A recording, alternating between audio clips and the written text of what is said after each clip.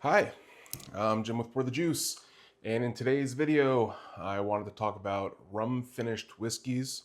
I want to talk about specifically what that rum finish tastes like on a whiskey, in case you're interested. There's been some great ones that have come out recently. There's been some very popular ones. I did a video on the Penelope Havana, but I do know that for some people, buying something like Penelope Havana is a large purchase.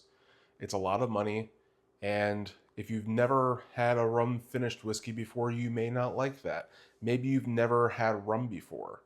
Um, so yeah, maybe this video can help you out in making a purchase. Maybe you will watch this and think twice about buying one. Maybe you'll want to go out and buy one uh, counteractively to not wanting to. Maybe it'll entice you to go buy some rum, which I think is probably the best idea. And to kind of get into tasting a rum finished whiskey, I wanted to bring in my first scotch of this video series of my channel.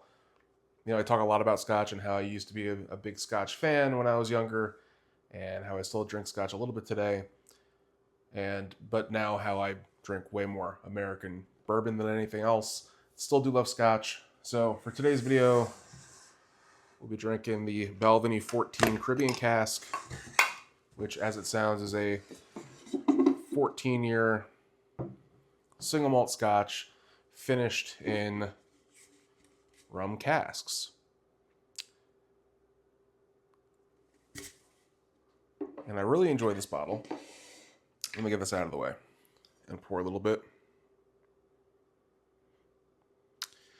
If you're interested in the notes on the bottle itself, the nose says rich, sweet, creamy, toffee, fresh fruit notes. Taste says rounded with vanilla, sweet oak, fruitiness, and the finish is warm, soft, and lingering.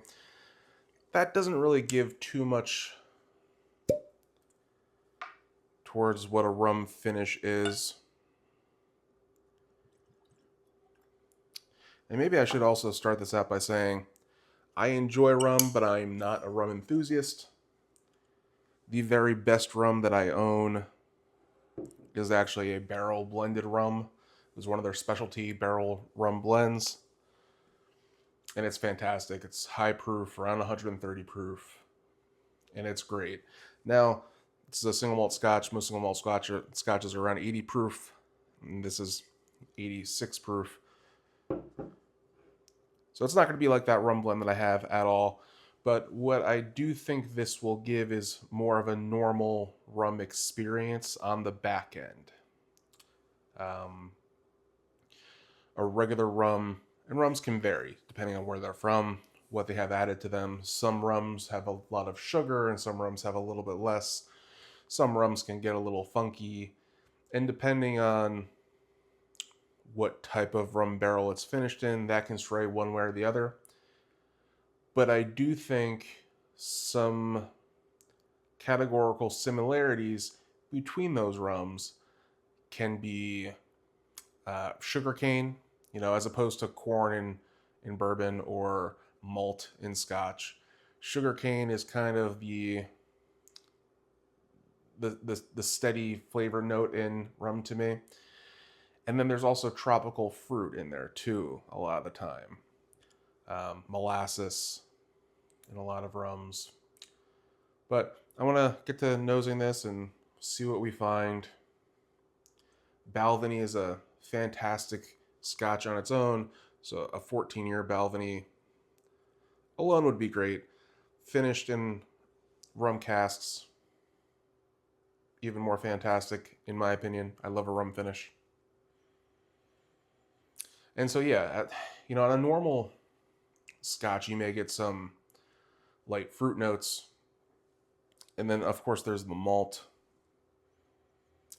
But with this bottle, I do get quite a bit of tropical fruit on the nose.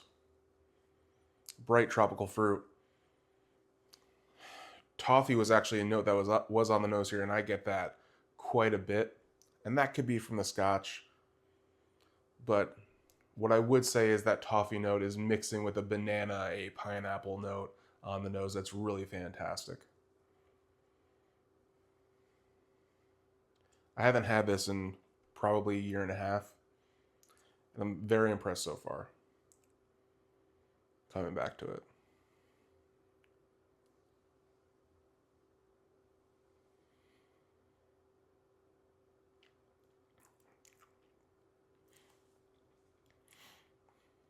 And yeah, that's about what I would expect. There is some oak,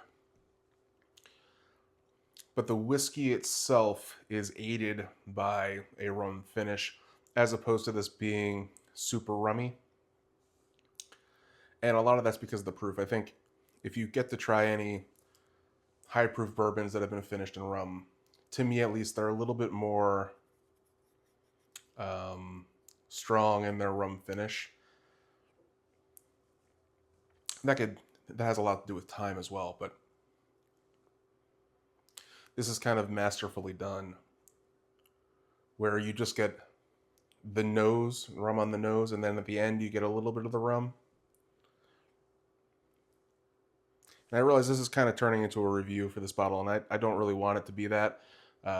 So what I will say is I do get those tropical notes on this, but they're very, very light.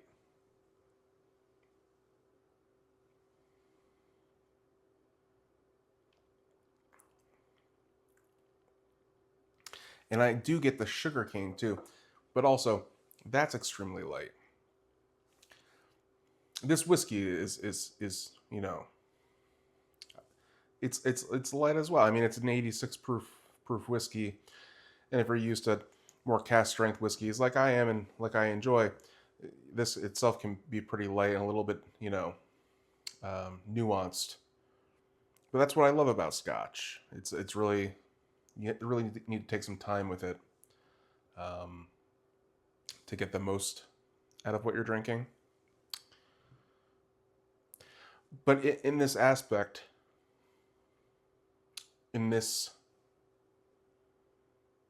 whiskey, the rum finish itself just improves it.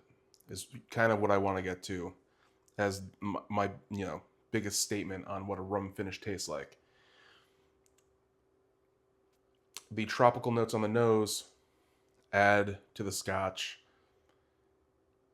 The sugarcane adds to the malt, and it creates something a little bit new, a little bit more interesting than just the Scotch alone might provide.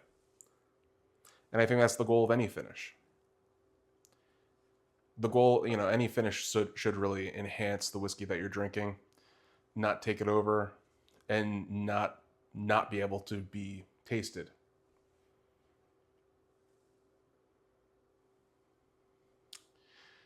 Yeah, so that's what a rum finish tastes like. It tastes a little bit tropical, a little bit sugar caney. And if it's done right, it tastes really special. Yeah, thanks for watching.